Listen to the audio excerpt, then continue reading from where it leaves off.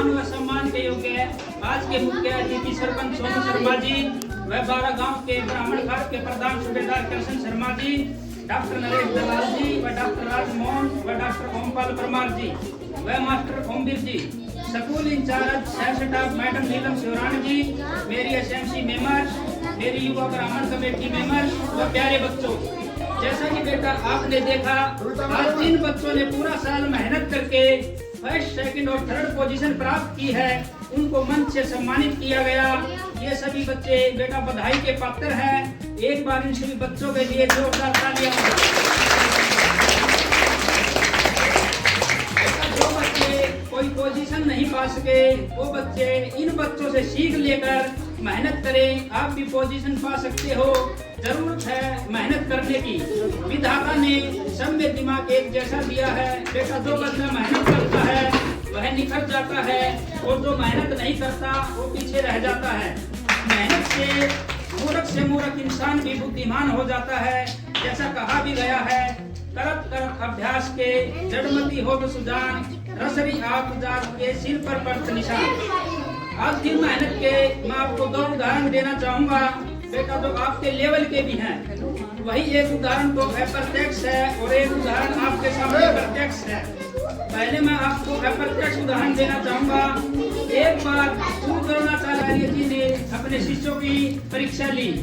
उन्होंने एक मिट्टी की चिड़िया बनाकर पेड़ पर स्थापित की और अपने सभी शिष्यों को उसकी आंख का भेदन करने को कहा। बारी बारी सभी शिष्यों की बारियां आई। गुरुजी ने पूछा आपको क्या दिखाई दे रहा है? सभी शिष्यों ने बताया हमको पेड़ पर एक चिड़िया। जब उनके प्रिय शिष्य अर्जुन की बारी आई तो गुरुजी ने पूछा आपको क्या दिखाई दे रहा है? अर्जुन ने उत्तर दिया गुरुजी मेरे को ओनली आंख दिखाई दे रही है।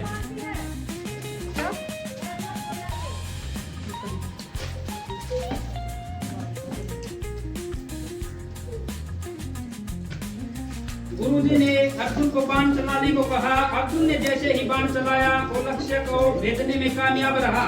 इससे बेटा हमें शिक्षा मिलती है कि बच्चों हमें शिक्षा मिलती है अर्जुन की तरह अपने लक्ष्य को देखो और मेहनत करो, आपको सफलता अवश्य मिलेगी। अब मैं आपको प्रत्यक्ष उदाहरण देना चाहूंगा। आप बेटा अपने सरपंच साहब सोनू शर्मा जी को देखिए, जिन्होंने अपना लक्ष्य राजनीति में आना चुना। उन्होंने अपने लक्ष्य को अर्जुन की तरह देखते हुए समाज में आपसी भाईचारा कायम किया और समाज के हर सुख दुख में शामिल हुए और अपनी मेहनत जारी रखी। आज 36 बिरादरी के सहयोग से वो हमारे बीच अमृतवाला ग्राम पंचायत के सर्वोच्च नागरिक के पद पर होने के साथ साथ खरक मंडल में 14 गांव आते हैं। उनके मंडल अध्यक्ष भी हैं, जो हमारे गांव के लिए गर्व की बात है। मैं धन्यवाद करना चाहूंगा सरपंच साहब का, जो मेरे हर निर्णय में मेरे से आगे खड़े मिले। सरपंच साहब ने एक कमेटी बनाई, युवा ब्राह्मण कमेटी। उसके संस्थापक सरपंच साहब ही हैं। उन्होंने हमारे को बताया समाज में बहुत से ऐसे काम है जो हम आपसी सहयोग से भी करा सकते हैं। सरपंच साहब ने मुझे इस कमेटी का अध्यक्ष बनाकर कार्य करने की जिम्मेवारी सौंपी। मैं युवा ब्राह्मण कमेटी का अध्यक्ष होने के नाते सरपंच साहब ने मुझे स्वतंत्र निर्णय लेने की परमिशन दे रखी है, लेकिन जो काम मैं कराता हूं उनको मैं सरपंच साहब की देख रेख में ही करना उचित समझता हूं। मैंने सरपंच साहब से कहा बच्चों के लिए वाटर कूलर तो स्कूल में है, लेकिन उसके लिए एक पानी की टंकी की आवश्यकता है। क्यों न कमेटी से हमें एक टंकी रखवा दे। सरपंच साहब ने तुरंत जवाब आया डॉक्टर साहब कमेटी इसी पर्पज के लिए बनाई है। अब इसका पर्पज तभी सिद्ध हो पाएगा जब आप ऐसे काम कराओगे। आपको समाज हित के कार्य कराने के लिए परमिशन की जरूरत नहीं है। फिर मैंने दीपावली पर बच्चों के लिए शूज की डिमांड सरपंच साहब के सामने रखी। कमेटी के इस काम में सरपंच साहब मेरे से भी 2 कदम आगे खड़े मिले। मैं ऐसे कार्यों का क्रेडिट खुद न लेकर इसका पूरा क्रेडिट सरपंच साहब और मेरे सभी युवा ब्राह्मण कमेटी मेंबर्स को देता हूं, जिसके सहयोग से हम ये सामाजिक कार्य करा पाए। मैं बहुत बहुत धन्यवाद करता हूं सभी कमेटी मेंबर्स का। इसके बाद बारी आई सरपंच साहब की असल परीक्षा की। जो स्कूल की 2 मुख्य समस्याएं थी वो कमेटी की पहुंच से बाहर थी, जिसका हल सरपंच साहब के पास ही था। वो समस्याएं मैंने सरपंच साहब के सामने रखी। एक तो स्कूल परिसर में बहुत ही बड़ी घास और गड्ढे थे। बारिश के मौसम में जहरीले कीट पतंगों का खतरा रहता था। मैंने सरपंच साहब के सामने स्कूल परिसर में भर्ती कराने की डिमांड रखी।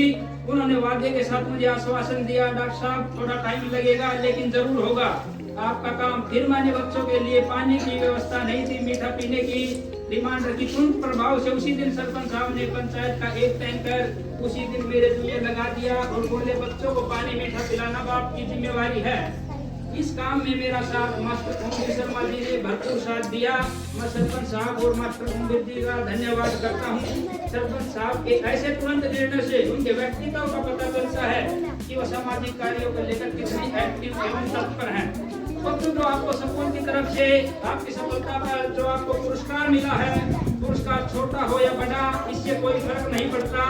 इसी सम्मान से प्रेरित होकर आप में से ही कोई बच्चा जो हमारे सर्वोच्च पुरस्कार होते हैं जिनके हिसाब से, जैसे शिक्षा में सर्वोच्च पुरस्कार, राष्ट्रीय शिक्षक पुरस्कार, खेल में मेजर ध्यानचंद खेल रत्न पुरस्कार प्राप्त कर सकता है। लेकिन उसके लिए भी बेटा कठोर मेहनत की जरूरत है।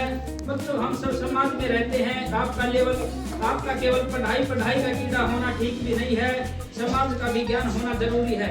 जिस इंसान की समाज में प्रतिष्ठा होगी वही इंसान वास्तव में महान होता है।